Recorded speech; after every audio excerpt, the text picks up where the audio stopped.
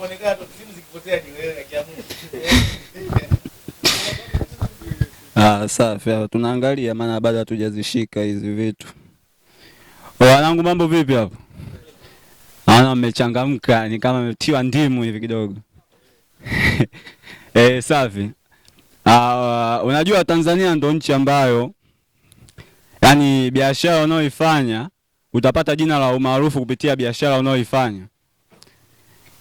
Yani inakuwa tofauti kabisa na wenzetu. Kwani wenzetu mfano mtu anafanya zake biashara anapewa jina zuri kabisa kutokana na kazi biashara anaoifanya yani.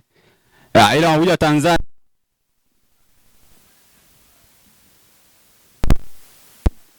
Mtoa chupi njoo hapa mangu nuzia hapa. Hiyo ndo Tanzania. Unajua hii mechi ya Simba na Yanga mfano kama angekuwa anatangaza lufufu. Kuna vitu vingi sana yani tungekuwa tuna enjoy afu. Kwa sababu pale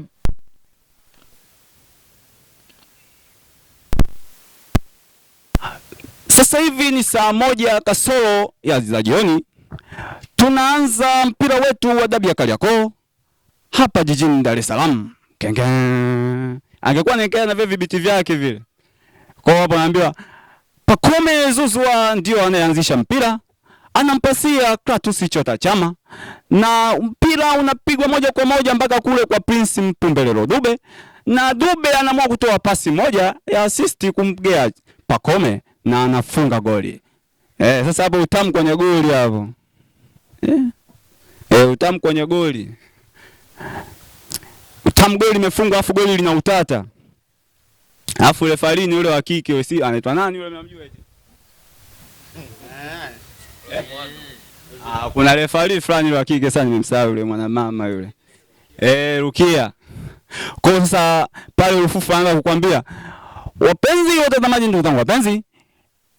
Nani beki wa Simba huyu hata Enoke Enonga baka anamfuata refa na kwenda kumwambia kwamba lile goli lilikuwa ni offside. Sasa Dennis Arukia naye anaanza kusema sasa samani Enonga ni goli. Enonga wewe baba wewe hebu ile sio goli kabisa.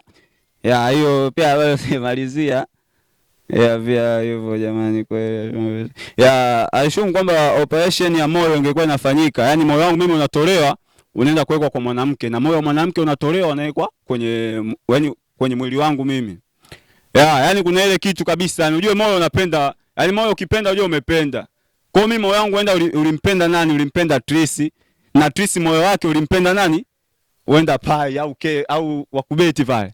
Sasa hapo nimewekewa moyo wa Tracy hapo. Kwa namfuata. Wakubeti mambo.